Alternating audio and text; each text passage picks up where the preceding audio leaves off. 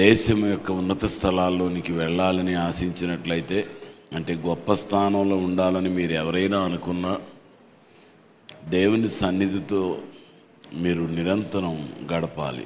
దేవునితో నిజమైన సహవాసం చేయాలి. ఇది దేవుని వాక్యం మనకు బోధిస్తున్న సత్యం.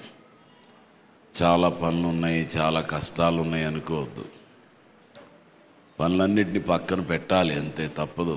You have to put them aside and come to the sanctuary running. పనులన్నీ పక్కకు పెట్టి పరుగులు ఎత్తుకుంటూ దేవుని సన్నిధికి రావాలి.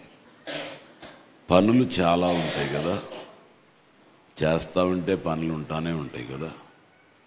ఆ పనులను ఆపేసేయాలి, సర్దుబాటు చేసుకోవాలి, సంపూర్ణ హృదయంతో దేవుని సన్నిధికి రావాలి. దేవుణ్ణి గణపరిచే కొలది దేవుని కార్యాలు మీరు చూస్తారు. దేవుని కొరకు మనం ధైర్యంగా నిలబడే కొలది దేవుని కార్యాలు చూస్తాం.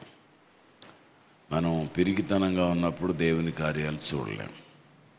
బైబిల్లో ఎప్పుడైనా ఎవరైనా పిరికితనంగా ఉన్నప్పుడు దేవుని కార్యాలు చూడలేదు, ధైర్యంగా ఉన్నప్పుడు దేవుని కార్యాలు చూశాం. కాబట్టి ప్రతి పరిస్థితిలో ధైర్యంగా దేవుని కొరకు చూడాలి. దేవుడు ఎలా కార్యం చేస్తాడు అని చూడాలి. అనేక మందికి ఇది మొండితనంగా లేకపోతే వెరితనంగా అనిపించవచ్చు. కానీ ఎవరు ఏమనుకున్నా జయాన్ని ఇచ్చేవాడు, బాగు చేసేవాడు, పరిశుద్ధపరిచేవాడు, స్వస్థపరిచేవాడు, నిన్ను లేవనెత్తేవాడు దేవుడు. ఆయన లేకపోతే ఏం చేయలేం. ఊపిరి పీల్చుకోవడం కూడా కుదురుతుందా? సడన్గా ఏ కాలు పట్టేసింది అనుకోండి, ఏం చేస్తాం? కదలలేము, కూర్చోలేము, నుంచోలేము కదా. ఏ చెయ్యో కదలలేదనుకోండి, బాగానే ఉందంటారు అంతా కదా, కానీ ఇక్కడి నుంచి లేగవట్లేదు అనుకో, ఏం చేస్తాం? ఏం చేయలేం. అంతా బాగానే ఉంటుంది, లెగవాలంటే కళ్ళు తిరుగుతాయి కదా, రీలింగ్, భూమి తిరిగిపోతున్నట్టుంటుందా? అప్పుడు ఏం చేస్తాం? ఏం చేయలేం. డాక్టర్ దగ్గరికి వెళ్ళారనుకో, బీపీ డౌన్ అయిందో బీపీ రైజ్ అయిందో చెప్తారు. ప్రస్తుతం బాగానే ఉంది వెళ్ళమంటారు. అంతేనా? ఇంకేమైనా చెప్తారా? మళ్ళీ రండి, బాగపోతే మళ్ళీ చూద్దాం అంటారు. తర్వాత ఏముంది? స్కానింగ్ చేద్దాం అంటారు. తర్వాత ఎంఆర్ఐ చేద్దాం అంటారు. ఇంకా అర్థం కావట్లేదు, కాంట్రాస్ట్ స్కానింగ్ అని ఏదో చేస్తూ ఉంటారు. అన్నీ చేసిన తర్వాత ఏమీ కనుగొనలేకపోయామని చెప్పి పంపిస్తారు. లేకపోతే ఇంకేదైనా భయం పెట్టి ఇంకొక ₹1,00,000 బిల్లు చేసి పంపిస్తారు కదా. అంతేనా? కాబట్టి జాగ్రత్తగా దేవుని మీద దృష్టి పెట్టండి. పనులు, ఉద్యోగాలు, వ్యాపారాలు ఇవన్నీ మనని భ్రమ పెడతాయి. ఆ భ్రమలో ఉండొద్దు. అందరికీ మనం ఆశీర్వాదకరంగా ఉండాలి కదా. మనం ఎలా ఉండాలంటే మీకు అందరికీ తెలిసిన మాటలు ఒకసారి చదువుదాం. యెషయా గ్రంథం 61వ అధ్యాయం. ప్రభువగు యెహోవా ఆత్మ నా మీదికి వచ్చి ఉన్నది, దీనులకు సువర్తమానము ప్రకటించుటకు యెహోవా నన్ను అభిషేకించెను, నలిగిన హృదయం గల వారిని దృఢపరచుటకును, చెరలో ఉన్న వారికి విడుదలను, బంధింపబడిన వారికి విముక్తిని ప్రకటించుటకును, యెహోవా హితవత్సరమును ప్రతిదండన దినమును ప్రకటించుటకును, దుఃఖాక్రాంతులందరినీ ఓదార్చుటకును, ఉల్లాస వస్త్రములు ధరింపజేయుటకును, బూడిదకు ప్రతిగా ఆనంద తైలమును, భారభరితమైన ఆత్మకు ప్రతిగా స్తుతి వస్త్రమును వారికి ఇచ్చుటకును ఆయన నన్ను పంపి ఉన్నాడు. హల్లెలూయా, హల్లెలూయా. యెహోవా ఆత్మ ఎందుకు వచ్చింది? తిడతానికా, కొడతానికా కదా? ఎందుకు వచ్చింది చెప్పండి? దీనులకు సువర్తమానం ప్రకటించుటకు. ఎవరు చెప్తారు నన్ను అభిషేకించాడని? అభిషేకించాడా? అభిషేకించాడా? ఏంటి మరి చెప్పట్లేదు గట్టి తలకాయ కొంతమంది ఇట్లా అంటే నాకేం అర్థం కావట్లా. దేవుడు నన్ను అభిషేకించాడు. ఎందుకు? దీనులకు.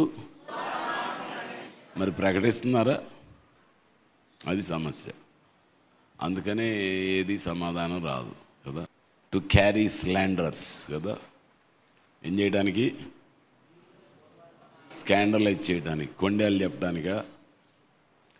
కొంతమంది క్రైస్తవులు ఇలా ఉండటం వలన వాళ్ళ కుటుంబాలు చాలా ఏమైపోతాయంటే కృషించిపోతాయి. They get ష్రంకెన్.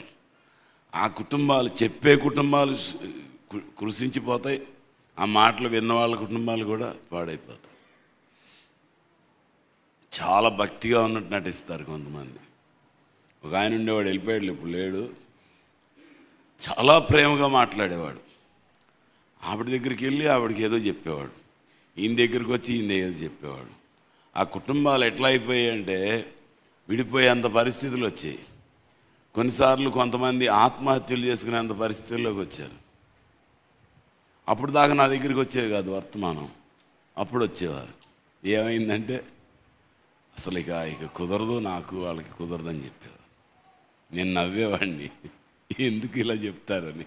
ఏమైంది మీకు? మీ మధ్యలో ఎవడున్నాడు సైతాన్ గాడు, ఈ ఫలానాడు ఏమన్నా చెప్పాడా, ఎవరేం చెప్పారని అడిగాడు. ముందర బయటకు వచ్చేది కాదు. ఎందుకంటే ఎవరిని చెప్పిన మాటలు విన్నామని కానీ కొంచెం అది ఎట్లా ఉంటుంది, తెలివి తక్కువ మాటలు విన్నామంటానని చెప్పా. తర్వాత నెమ్మదిగా ఫలానా ఆయన ఎట్లా చెప్పాడు, ఫలానా ఆవిడ ఇట్లా చెప్పింది, రే రే రే రే రే ఆ పనికి మాలిన వాళ్ళ మాటలు ఎట్టా అన్నారు మీరు, వాళ్ళు పనికి మాలిన వాళ్ళు మీకు తెలవదా అని అడిగేవాడిని. సో నెమ్మదిగా కుటుంబాలు, అనేక కుటుంబాలు కట్టబడుతూ వచ్చాయి. హల్లెలూయా. సంఘంలోనే ఉంటారు చీడ పురుగులు అన్నమాట. బైబిల్లో ఉంటుంది కదా, ఇది దాని పేరేంటి, గుంటనక్కలు, స్మాల్ ఫాక్సెస్ అని ఉంటుంది.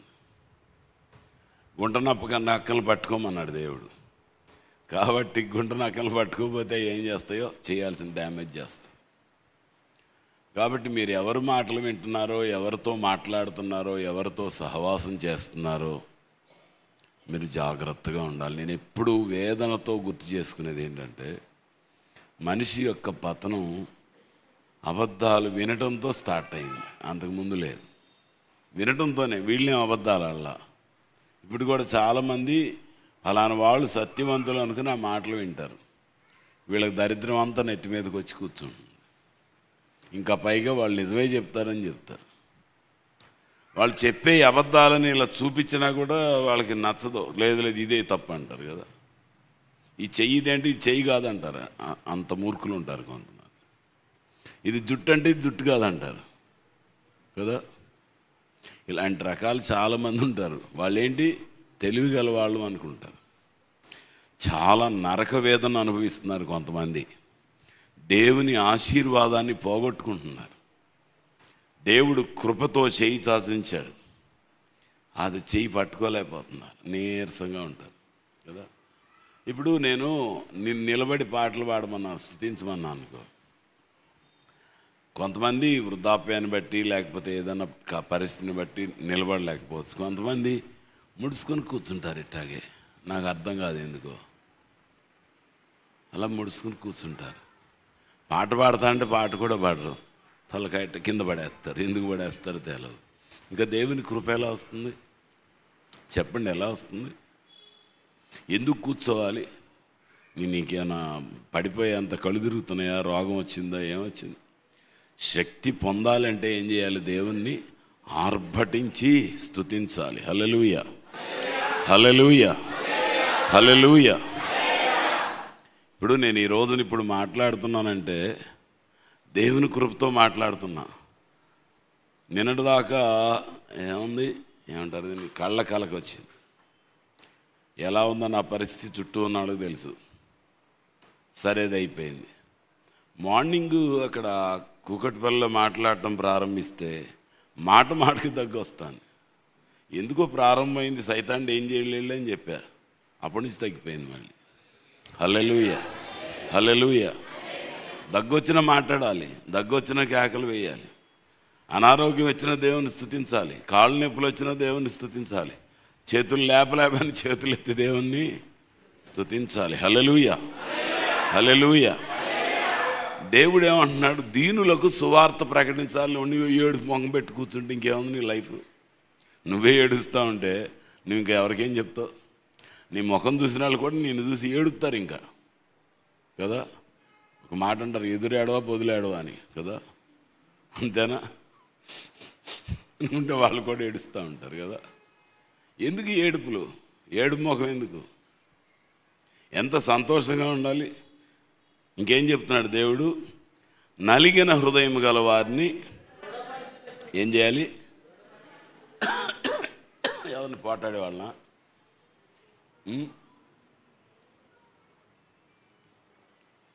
కొంతమంది ఎలా ఉంటారో తెలుసా? సైలెంట్గా పెట్టేస్తారు, మాకేమీ తెలవదు అన్నట్టుగా కూర్చొని చూస్తూ ఉంటారు కదా, పెట్టేస్తారు. అలాంటి పనులు చేసిన వాళ్ళు ఎవరిని ఉంటే ఇప్పుడు ఒప్పుకోండి. దేవుని దగ్గర ఒప్పుకోకపోతే మీ జీవితంలో అది అగ్ని వలె రాజినట్టుగా మంటలు పెడుతుంది. అప్పుడు తప్పించుకోలేరు ఎవరు. పుల్లలు పెట్టేస్తారు.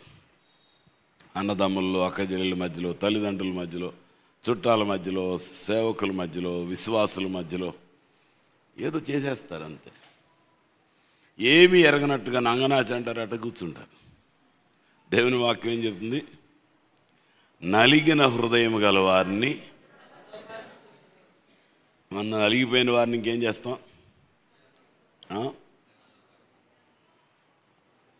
ఆడికి ఆడి నాశనం అయిపోవాలంతే. అది నాశనం అయిపోవాలి.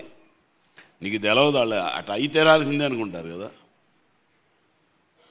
కొన్నిసార్లు ఆర్థిక సంబంధమైన విషయాల్లో పెడతా ఉంటారు. నీకెంత నువ్వు చూసుకో, నువ్వు గట్టిగా నిలబడు, సచ్చినట్టు వాళ్ళని మాట వింటారంటారు కదా. ఎంతమందినో చూస్తున్నాను నేను.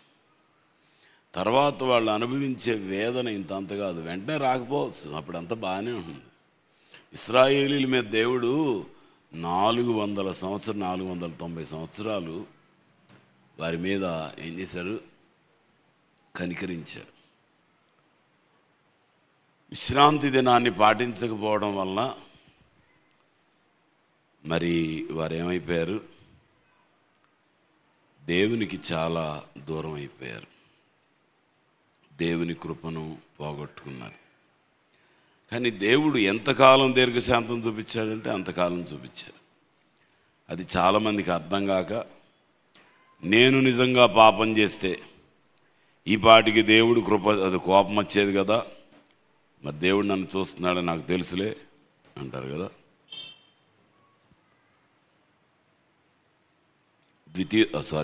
రెండవ దినవృత్తాంతములు 36వ అధ్యాయం చూడండి. 2 Chronicles 2వ దినవృత్తాంతములు 36వ అధ్యాయం 21వ వచనం చదువుకుందాం. ఇర్మియా ద్వారా పలుకబడిన యెహోవా మాట నెరవేరుటకై విశ్రాంతి దినములను దేశం అనుభవించే వరకు అది సంభవించను. దేశము పాడుగా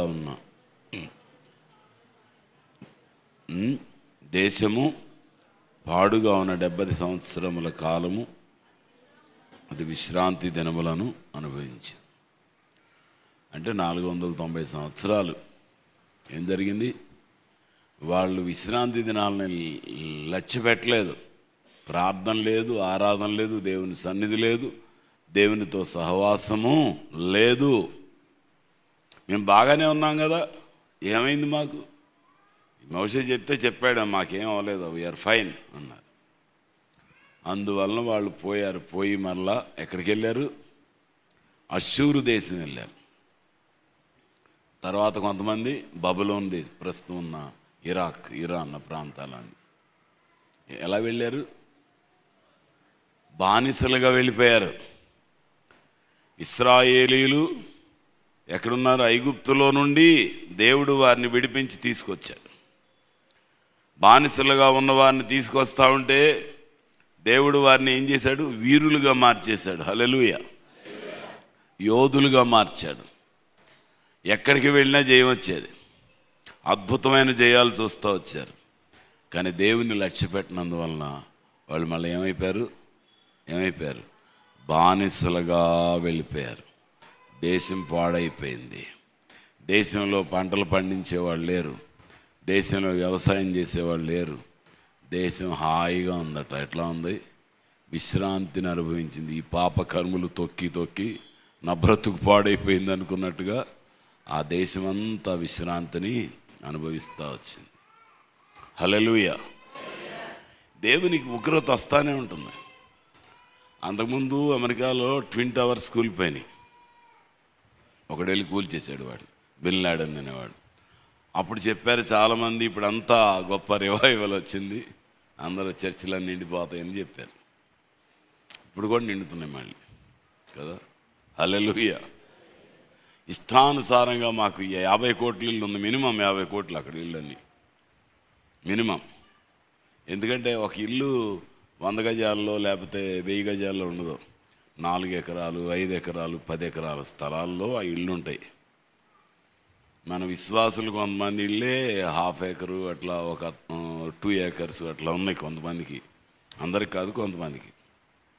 అక్కడ అంటే ఆ బెవర్లీ హిల్స్ అంటే అంతా ఎట్లా ఉంటుంది, ఎకరాలు. అమెరికాలో సిస్టమ్ ఏంటంటే ఎవరికి కాంపౌండ్ వాల్స్ ఉండవు. సాధారణంగా కాంపౌండ్ వాల్స్ ఉండవు. సో చుట్టూతో లాను మొక్కలు ఏవో ఉంటాయి, చెట్లు చాలా ఉంటాయి.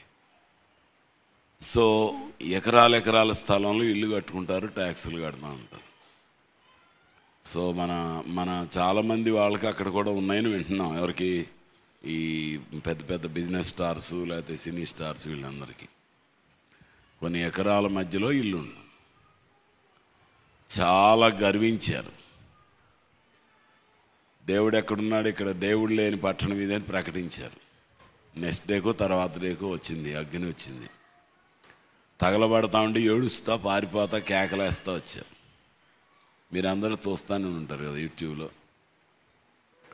ట్రాఫిక్ జామ్ అయిపోయినందున వాటి మీద నుంచి వెళ్ళిపోవడానికి ఏమంటారు వాటిని, బుల్డోజర్స్ లేకపోతే ఈ పోక్లైన్స్ ఇలాంటివన్నీ వాటిని తొక్కేసుకుంటా క్రష్ చేసుకుంటా, లక్షలు అంటే కోట్ల రూపాయలు విలువ చేసే కార్లన్నిటిని తొక్కేసుకుంటా దారి చేసుకుంటూ వెళ్ళారట. విమానాలు సముద్రంలోకి వెళ్ళి, సీప్లేన్స్ అంటారు కదా, వాటర్ లిఫ్ట్ చేసుకుని, హెలికాప్టర్స్ లోపలికి వెళ్ళి, దగ్గరలోనే ఉన్నాయి వాటర్, కానీ ఎక్కడ అలా వచ్చి అదంతా తడుపుకుంటా ఎలాగో కంట్రోల్ చేశారు చివరికి. సో ఎందుకు ఈ మాటలని చెప్తున్నానంటే, దేవునితో సహవాసం చేయకుండా ఎవరికి సమాధానం, నెమ్మది ఉండదు. మనం దేవునితో గడపడానికి ఎంతో కష్టం తెచ్చుకుంటాం మనసులో. మా కష్టాలు మీకేం తెలుసు? కష్టాలు ఉన్నాయి కనుకనే చెప్తున్నా. కష్టాలు తీరాలంటే దేవుని వద్దకు రావాలి. మీరు ప్రయత్నం చేస్తే మీ కష్టాలు తీరవు, మీ ఆరోగ్యాలు బాగుకావు, మీ పరిస్థితులు ఆశీర్వాదకరంగా ఉండవు. దేవుని హత్తుకున్నప్పుడే పరిస్థితులన్నింటినీ దేవుడు ఆశీర్వాదకరంగా చేస్తాడు. హల్లెలూయా. నలిగిన హృదయం గలవారిని దృఢపరచుటకును, చెరలోనున్న వారికి విడుదలను, బంధించబడిన వారికి విముక్తిని ప్రకటించటానికి. నువ్వే బంధకాల్లో ఎంతకాలం ఉంటావు? ఇది ప్రశ్న. చాలామంది బంధకాల్లో ఉండటమే చాలా ఇష్టం. అయ్యో నీకు రోగంగా ఉందా, చాలా శ్రమలో ఉన్నావు, చాలా బాధలో ఉన్నావే అయ్యయ్యో అని ఎవరైనా సింపతి చూపిస్తే కదా చాలా ఇష్టం కదా. సింపతి చూపిస్తే చాలా ఇష్టం. లేదు లేచి వాక్యం చదవంటే కదా చాలా కష్టం, కోపం వస్తుంది కదా. మీరందరూ జ్ఞాపకం చేసుకోవాలి ఈ విషయాన్ని, చాలా జాగ్రత్తగా జ్ఞాపకం చేసుకోవాలి. యెషయా గ్రంథం 50వ అధ్యాయం 4వ వచనం. అలసిన వానిని మాటల చేత ఊరడించు జ్ఞానము నాకు కలుగునట్లు శిష్యునికి తగిన నోరు యెహోవా నాకు దయచేసి ఉన్నాడు. హల్లెలూయా. ఏ మాటలు ఇవ్వటానికి? ఎటువంటి మాటలు ఇవ్వటానికి? అలసిపోయిన వారికి, కృంగిపోయిన వారికి, బాధలో ఉన్నవారికి కదా, వారికి ఏమివ్వటానికి? ఊరడించు కంఫర్టింగ్ వాయిస్. హల్లెలూయా. ఆదరించే మాటలు పలకడానికి దేవుడు నిన్ను ఏర్పాటు చేసుకున్నాడు. చదువుదాం ఈ మాటలు. అలసిన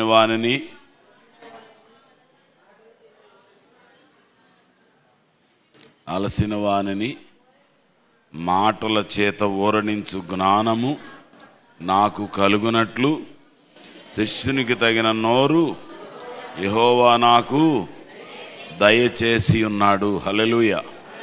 హల్లెలూయా. ఏం నోరిచ్చాడు?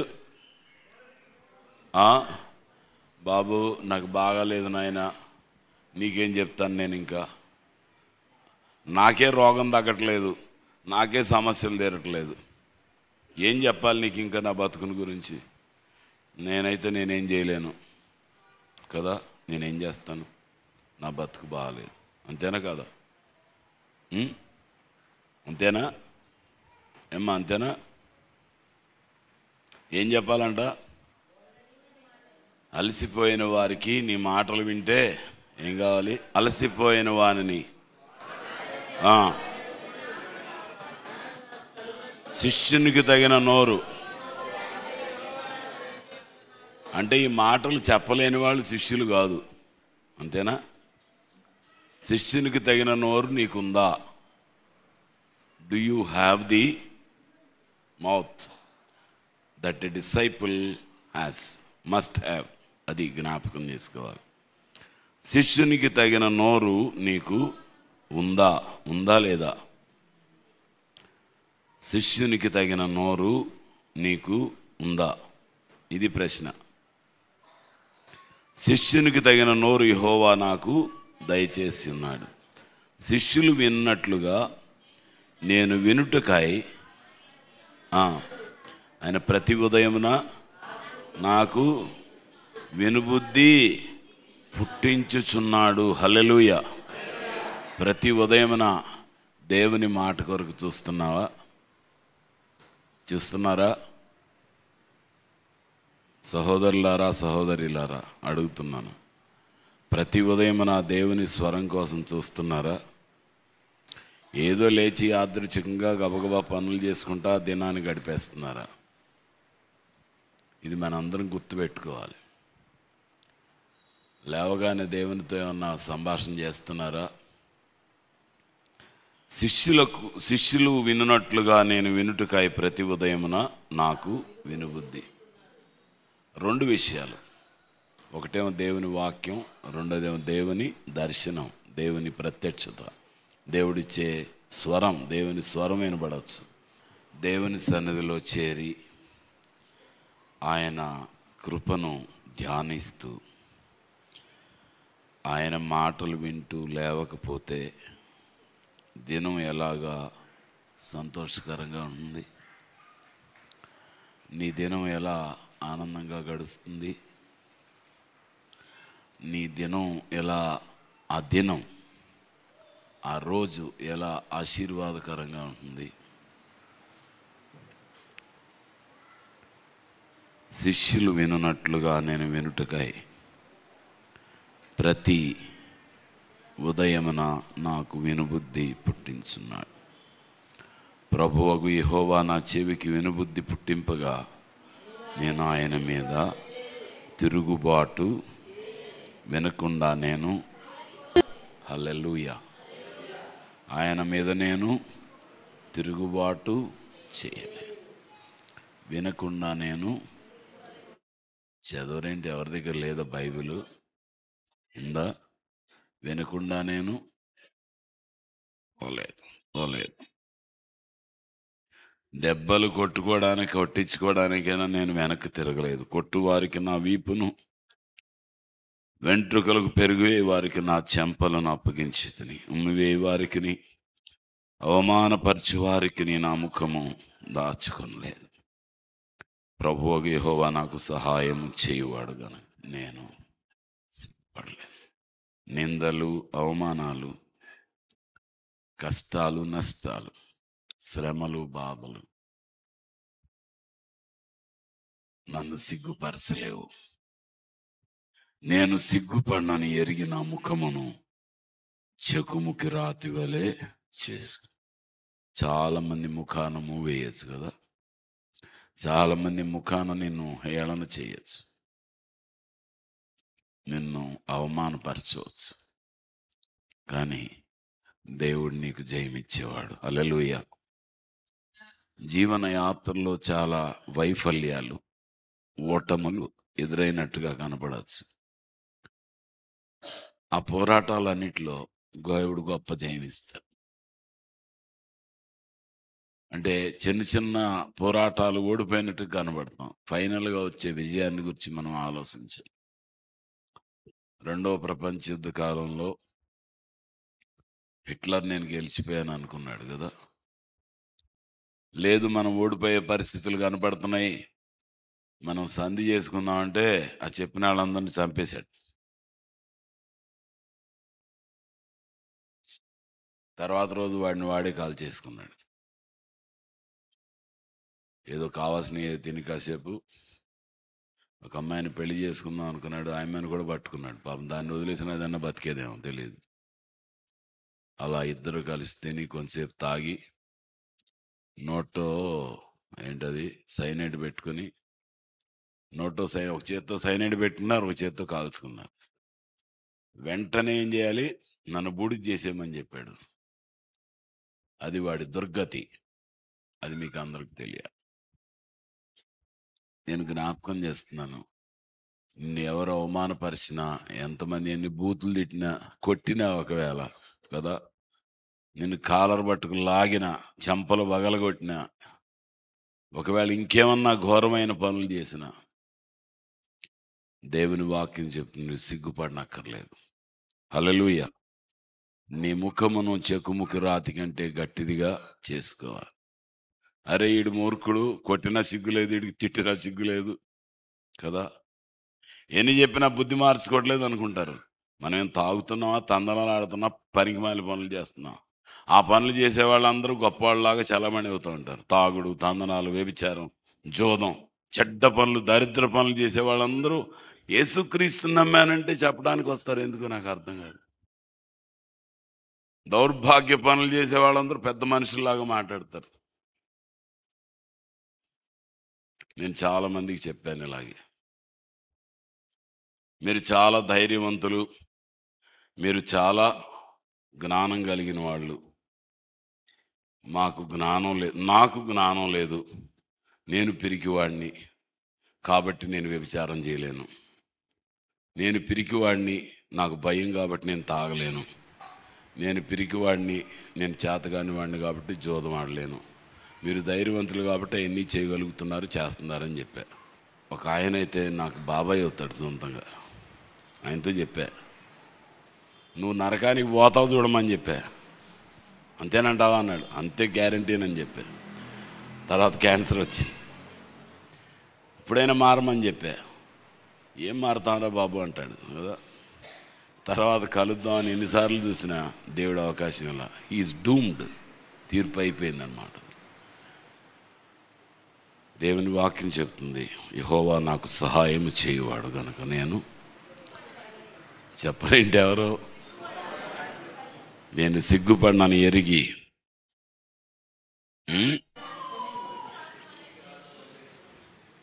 నన్ను నీతిమంతునిగా ఎంచువాడు ఆసనుడై ఉన్నాడు. Hallelujah. You are the righteous person. ఆయన నీతిమంతునిగా తీర్చేవాడు. He justifies my life. నా బ్రతుకును నీతిగల బ్రతుకుగా తీర్చేవాడు ప్రభు అయిన యేసుక్రీస్తు. కనుక నేను భయపడను. నాతో వాడెవడు, మనము కూడుకొని వ్యాజ్యమాడుదాము, నా ప్రతివాది ఎవడు, నా ఎద్దకు తీసుకురా, నా మీద నేరస్థాపన చేయువాడెవడు, వారందరూ వస్త్రం వలె పాతగిలిపోతారు, చిమ్మెట వారిని తినివేయను. హల్లెలూయా, హల్లెలూయా. దేవుడు మనల్ని నీతిమంతులుగా తీరుస్తాడు కదా. ఎంత గొప్ప దేవుడు మనం కలిగి ఉన్నాం, ఎంత అద్భుతమైన కృప కలిగిన తండ్రిని మనం కలిగి ఉన్నాం. ఒకసారి మనం జ్ఞాపకం చేసుకోవాలి కదా, చాలా జాగ్రత్తగా జ్ఞాపకం చేసుకోవాలి. రోమీలకు రాసిన పత్రిక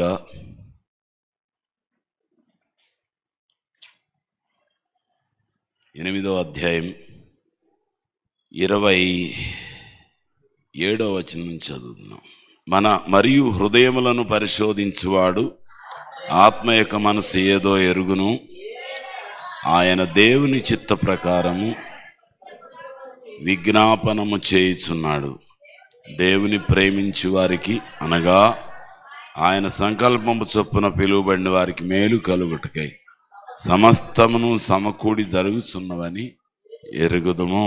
ఎందుకనగా తన కుమారుడు అనేక సహోదరులలో జ్యేష్ఠుడగునట్లు ఎవరిని ముందుగా ఎరిగెనో, కుమారునితో సారూప్యము గల వారొకటికి వారిని ముందుగా నిర్ణయించెను.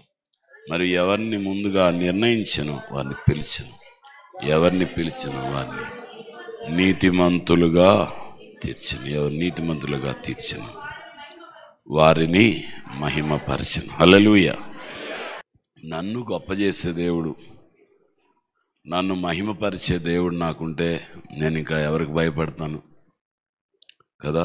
ఎవరికి భయపడాల్సిన అవసరం ఉంది? అక్కడే అదే అధ్యాయంలో మనం కిందకి వెళ్తే 21వ వచనం, ఇట్లుండగా ఏమందము, దేవుడు మన పక్షమున ఉండగా మనకు విరోధి.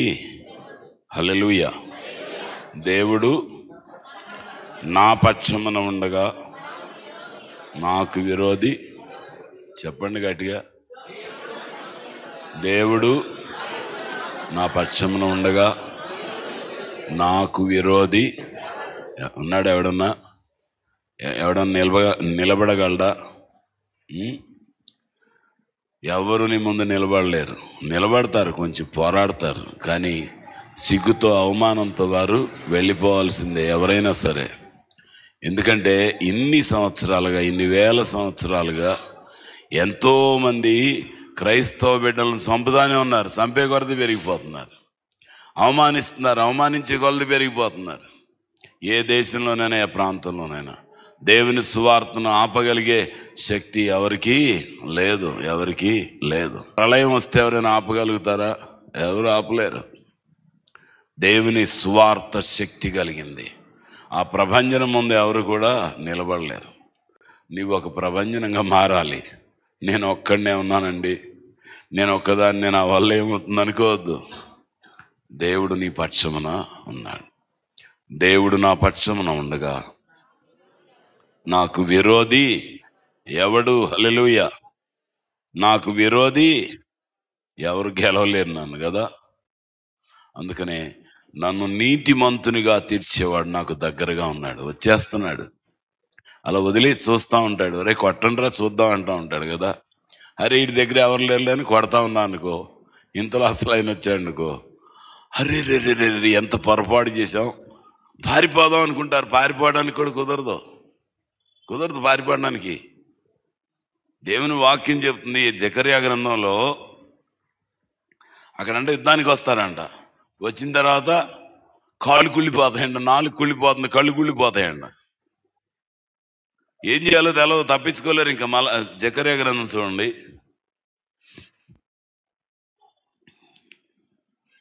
14వ అధ్యాయం 12వ వచనం. మరియు యెహోవా తెగుళ్ళు పుట్టించి యెరూషలేము మీద యుద్ధం చేసిన జనములందరినీ ఇలాగున మొత్తును, నిలిచి ఉన్న పాటుననే వారి దేహములు కుళ్ళిపోవును, వారి కన్ను త్వరలో ఉండియే కుళ్ళిపోవును, వారి నాలుకలు ఉళ్ళియే ఏమైపోతాయి? కన్నిట అనుకుంటాను, కారిపోతా ఉంటుంది. అది ఏమైపోతుంది? కన్నులు అట్ట అయిపోతుంది, కారిపోతా ఉంటుంది. అరే ఏంటి ఇట్ట అయింది అనుకున్నా, ఈ కన్ను కారిపో. ఇంకేమున్నాడు లైఫ్? ఇంకా అప్పుడు ఏంటో నాలుగు తేడాగా ఉంది అనుకున్నా, నాలుగు ఎంత ఏమైపోతుంది? కారిపోతా ఉంది. బాగానే నడిచేవాడు కాళ్ళు అంత కుళ్ళిపోతున్నాయి, గ్యాంగ్రీన్ ఫార్మ్ అయిపోతుంది. అది ఎంత తొందరగా అంటే అది ఒళ్ళంతా చచ్చిపడిపోతుంది. తుపాకీ పట్టుకొచ్చాడనుకో కాళ్ళు పోతాయి, ఇరిగిపోతాయి, అంత ఏముండో తుకా పట్టుకుని అంటూ ఉంటాడు, ఏమైపోతుంది. ఒకసారి ఊహించండి, నేను వీరుణ్ణి, నేను శూరుణ్ణి అని ఉంచునేవాడు అట్లా ఇక కాళ్ళ వరకు పోయింది అనుకో బాడీ, వాడు ఎలా ఉంటాడు? వాడు సావడో ఏదో ఒక భాగం కుళ్ళిపోతుంది. దేవుడు వస్తే ఎవరు తప్పించుకోలేరు. కానీ నీకున్న ఆధిక్యతని మర్చిపోతున్నావా? నీరసంగా కూర్చుంటారు చాలా మంది. వాళ్ళకి ఎప్పుడేం కావాలి? సవర తీసేవాళ్ళు కావాలి. అమ్మా అయ్యా నీకు ఇంత అనారోగ్యం వచ్చింది కదా, దేవుడు కనికరిస్తాడులే, ప్రార్థన చేస్తాడులే, నేను కూడా బాధపడద్దు. అరే లేచి వాక్యం చదువు, దేవుని స్తుతించు, లేచి గంతులు వేయంటే నేను లేగవలేను అని చాలా మంది అంటారు. అట్లాగే అంటారు. దేవుని గ్రంథంలో మనం అద్భుతాలు చూసినప్పుడు 40 ఏళ్ల వయసు వాడు కుంటివాడు ఉన్నాడు, వేసినాడు, మళ్ళీ లేచి గంతులు వేసాడు. నేను 40 ఏళ్ళ నుంచి ఇట్టాగే కుంటివాడులాగా ఉన్నాను, ఎందుకు నన్ను ఇట్లా ఎగతాళి చేస్తావు, నేను ఇట్టాడు మాటలు ఎన్నో అన్నాడు అనుకో, అట్లా ఉండేవాడు, అట్లాగే ఉండేవాడు కదా. వాడు లేచి గంతులు వేయడం ప్రారంభించాడు. శృంగారం అను ద్వారమునొద్ద అతడు వెళ్ళి గంతులు వేస్తాడు. దేవాలయంలో చూస్తే అందరూ అబ్బాయిని నడదాకా అడుక్కున్నాడు కదా, ఇటు ఎట్లా మారాడని అందరూ చూస్తున్నారు. అక్కడ ఉన్న పెద్దలు కూడా ఏం అనలేకపోయారు, ఏమి సమాధానం చెప్పలేకపోయారు. ఆ సాక్ష్యాన్ని చూస్తున్నప్పుడు అందరూ అలా నివేరిపోయి చూస్తున్నారు కదా. నువ్వు నీరసంగా ఉంటే ఏం ప్రయోజనం? నీకు నువ్వే శక్తి తెచ్చుకోవాలి. యెషయా గ్రంథం 64వ అధ్యాయం 6వ వచనం నుంచి చదువుదాం. మేమందరము అపవిత్రుల వంటి వారమైతిమి, మా నెత్తి క్రియలని మురికి గుడ్డ వలె ఆయను, ఆకు వలె వాడిపోతుంది, గాలివాన కొట్టుకొని పోనట్లుగా. అది అట్లా అయిపోవడానికి గల కారణం ఏంటి? దోషములు, అపవిత్రత, మురికి క్రియలు. ఏం చేసినాయి? కొట్టుకుపోయేటట్టుగా చేసినాయి, ఎండిపోయిన ఆకులాగా చేసినాయి. అది ఒప్పుకోం. దేవుడు మాకేం చేశాడండి అంటారు కదా. ఎండిపోయారు. ఫలభరితమైన స్థితిలో ఉండవలసిన దేవుని బిడ్డలు ఏమైపోతున్నారు? ఎండిపోతున్నారు, నీరసంగా అయిపోతున్నారు కదా. మా దోషములు మమ్మను జాగ్రత్త సుమా. ఆ వరదలో, పాపపు వరదలో కొట్టుకొని పోతావు, నిన్నెవరు ఆపలేరు. నీ నామమును బట్టి మొరపెట్టివాడు ఒకడును నిన్ను ఆధారం చేసుకున్నటకై పాలులేండి పోతున్నాలండి ఏం చేస్తాంలే అనుకుంటే కొట్టుకుపోతావు. ప్రభువా నన్ను కనికరించిన ఆయన అంటే ఆయన నిన్ను పట్టుకుంటాడు. హల్లెలూయా.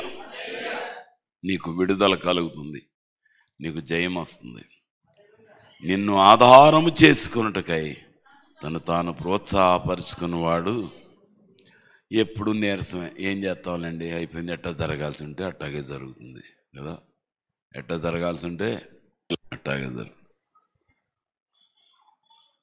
ఒక ఆయన బాగాలేదని ఫోన్ చేశారు, చాలా రోజులైందండి. ఇప్పుడు నువ్వు చచ్చిపోతే నరకానికి పోతావు కదా, నీ పాపం ఎప్పుడైనా వదిలేస్తావంటే ఎట్టపోతే ఎట్ట పోవాల్సింది కదండి, ఏం చేస్తాంలే అంటున్నాడు. ఎట్టపోతే మరి ఏం అని నరకానికే పోతావంటే ఏమోలేంటి చూద్దాంలే అంటున్నాడు ఫోన్లో. ఇదంతా ఇది నిజం, నేను ఒట్టిగా చెప్పట్లేదు. నీ పని అయిపోతుంది. చచ్చిపోవడం ఏమి విశేషం కాదు. 60 ఏళ్ళాడు చచ్చిపోతాడు, 30 ఏళ్ళాడు చచ్చిపోతాడు, ఏముంది, పెద్ద తేడా ఏం లేదు. నరకానికి పోతావు చూసుకో. అట్లా ఎట్లా ఉంటామంటే పాలేండి అక్కడ దాకా వెళ్ళలే, ఎట్టగొట్ట బయటకు వస్తాలే అంటాడు. అంతేగాని పాపం ఒప్పుకుందామని ఆలోచన రావట్లేదు. ఇప్పటికైనా నీ పాపం ఒప్పుకొని నోటితో చెప్పించా. ఒళ్ళంతా వాసిపోయింది, రేపు మా పని డాక్టర్ పంపించేశాడు అన్నారు. ఇప్పుడు ప్రస్తుతం బాగానే ఉన్నాడు, మరి ఏ స్థితిలో ఉన్నాడు నాకు తెలియదు. అది దేవుని పేరులో ఉన్న ఆశీర్వాదం కదా. ఆయన తన ప్రజలను వారి పాపము నుండి విమోచించును గనుక ఆయనకు యేసు అని పేరు పెట్టుదు. హల్లెలూయా. ఆ యేసు అనే పేరు పెట్టారు ఎందుకు? ఆయన నా పాపాలు క్షమించాడు. దినదినము నూతన జీవితాన్ని నాకు అనుగ్రహిస్తున్నాడు. హల్లెలూయా. దినదినము నూతన జీవితాన్ని నాకు ఇస్తున్నాడు, జీవాన్ని ఇస్తున్నాడు, నూతనమైన బలమును నాకు ఇస్తున్నాడు. అందుకనే ఉపవాస ప్రార్థన చేద్దామని చెప్తా. మత్తయి సువార్త 6వ అధ్యాయం 5వ వచనం. మీరు ప్రార్థన చేయునప్పుడు వేషధారుల వలె ఉండవద్దు, మనుషులకు కనబడవలనని సమాజ మందిరములలోను వీధుల మూలల్లోనూ నిలిచి ప్రార్థన చేయుట వారికి ఇష్టమో, వారు తమ ఫలము పొంది ఉన్నారని నిశ్చయముగా మీతో చెప్పు. చర్చిలో ఉన్నప్పుడు గడగడ ప్రార్థన చేయొచ్చు, ఆ మూలకెళ్ళి ప్రార్థన చేయొచ్చు, ఇటు మూలకెళ్ళి ప్రార్థన చేయొచ్చు, 4 మూలలు ఉన్నాయి కదా, చేయొచ్చు. ఇంకెక్కడన్నా కూర్చుని నలుగురితో మాట్లాడినప్పుడు ఏదో దేవుని మాటలు చెప్తున్నాను అనొచ్చు కదా. ఏంటా ఎక్కడున్నావన్నా అనుకో, ఏం లేదు దేవుని మాటలు చెప్తున్నాను. దేవుని మాటలు ఉంటాయా? నిజంగా చెప్తే మంచిదే ఎక్కడైనా కదా. ఏం చేస్తారు? పనికి మాలిన మాటలు చెప్పుకుంటా కాలక్షేపం చేస్తూ ఉంటారు. దేవుడిని పిలిచిన పిలుపుని నీవు మర్చిపోతున్నావు. దేవుని ఉగ్రతకు స్థానం ఇస్తున్నావు. దేవుడు నిన్ను హెచ్చించాలనుకున్న స్థలంలోనికి నువ్వు వెళ్ళలేకపోతున్నావేమో చూసుకో. మాటలు చదివి ముగించుదాం మరొకసారి. యెహోవా, యెషయా గ్రంథం 61వ అధ్యాయం 2వ వచనం. యెహోవా హితవత్సరమును మన దేవుని ప్రతిదండన దినమును ప్రకటించుటకును, దుఃఖాక్రాంతులందరినీ ఓదార్చుటకును, సీయోనులో దుఃఖించు వారికి ఉల్లాస వస్త్రములు ధరింపజేయుటకును, బూడిదకు ప్రతిగా పూదండను, దుఃఖమునకు ప్రతిగా ఆనంద తైలమును, భారభరితమైన ఆత్మకు ప్రతిగా స్తుతి వస్త్రమును వారికి ఇచ్చుటకు. ఆమేన్. ప్రార్థన చేసుకుందాం. నీ హితవత్సరం ప్రకటించడానికి దేవా మీరు మమ్మల్ని ఏర్పాటు చేసుకున్నందుకు వందనాలు, స్తోత్రాలు. దుఃఖాక్రాంతుల్ని ఓదార్చడానికి తండ్రి, ఉల్లాస వస్త్రం ధరింపజేయడానికి, బాధింపబడిన వారికి నాయన, దుఃఖంలో ఉన్న వారికి ఆనంద తైలాన్ని నాయన, భారభరితమైన ఆత్మకు స్తుతి వస్త్రం ధరింపజేయడానికి దేవా మమ్మల్ని మీకు అప్పగించుకుంటున్నాం తండ్రి. నువ్వు మమ్మల్ని పంపావు తండ్రి. ఎవరైతే దుఃఖంలో వేదనలో ఉన్నారో మా నోరు తెరిచి నీ వాక్యాన్ని ప్రకటించడానికి సహాయం దయచేయండి. నీ గొప్ప అభిషేకంతో ప్రతి ఒక్కరి హృదయాల్ని కదిలించడానికి దేవా మమ్మల్ని వాడుకోండి. దుఃఖంలో ఉన్న వారిని, వేదనలో ఉన్న వారిని లేవనెత్తడానికి దేవా నీ సహాయం మాకు దయచేయండి. దేవా మేమున్నాం, మమ్మల్ని వాడుకోమని ప్రార్థన చేస్తున్నాం. నిత్యం నీ ద్వారా నడిపించబడాలి. మేమందరం నాయన నియామక కూడికలకి, ఉపవాస ప్రార్థనకి రావాలని ప్రార్థన చేస్తున్నాం తండ్రి. దేవా మీకు వందనాలు, స్తోత్రాలు, స్తోత్రాలు, స్తోత్రాలు. పరిశుద్ధుడా మమ్మల్ని మీకు అప్పగించుకుంటున్నాం తండ్రి. నీ సహాయం కోసం తండ్రి ప్రార్థన చేస్తున్నాం తండ్రి. తండ్రి మీకే వందనాలు, స్తోత్రాలు, స్తోత్రాలు, స్తోత్రాలు. దేవా నీ శిష్యునిగా తండ్రి, తండ్రి దేవా నువ్వు పలికించిన మాటలు పలకటానికి తండ్రి నీ కృపను అనుగ్రహించమని ప్రార్థన చేస్తున్నాం. ఎన్నో అద్భుతాలు, ఆశ్చర్యాలు మా జీవితంలో జరిగించారు తండ్రి. అనేక పరిస్థితుల్లో తండ్రి మీరు మమ్మల్ని లేవనెత్తి వాడుకునే అద్భుతాలు, ఆశ్చర్యాలు మా ద్వారా జరిగించారు. అనేక కుటుంబాలను కట్టినందుకు వందనాలు, స్తోత్రాలు. ఈ నూతన సంవత్సరంలో మరి ఒకసారి మమ్మల్ని మీకు అప్పగించుకుంటున్నాం. ప్రతి కుటుంబాన్ని కట్టడానికి దేవాని కృపను అనుగ్రహించమని ప్రార్థన చేస్తున్నా. ప్రతి పరిస్థితిలో నీ ఆశీర్వాదాలని ప్రకటించడానికి దేవా మరి ఒకసారి మమ్మల్ని మీకు అప్పగించుకుంటున్నాం. ప్రతి పరిస్థితిలో ఆశీర్వాదాలు, దీవెనలు, దుఃఖాన్ని నేను తొలగించి నేను నీ నీతి వస్త్రాన్ని, స్తుతి వస్త్రాన్ని తండ్రి, ఉల్లాస వస్త్రాన్ని తండ్రి ధరింపజేయడానికి మమ్మల్ని వాడుకోమని ప్రార్థన చేస్తున్నా. మీరు చేసిన అద్భుతాలు, ఆశ్చర్యాలు అన్నిటిని బట్టి వందనాలు, స్తోత్రాలు చెల్లిస్తున్నాం. ఈ నూతన సంవత్సరాల్లో మమ్మల్ని మీకు అప్పగించుకుంటున్నాం. అనేకుల్ని బలపరచడానికి, ఓదార్చడానికి, ధైర్యపరచడానికి, నిత్యం నీ ద్వారా నడిపించబడి అనేకుల్ని బలపరచడానికి నీ కృపను అనుగ్రహించమని యేసు పరిశుద్ధ నామములో ప్రార్థిస్తున్నాం తండ్రి. ఆమేన్. హల్లెలూయా.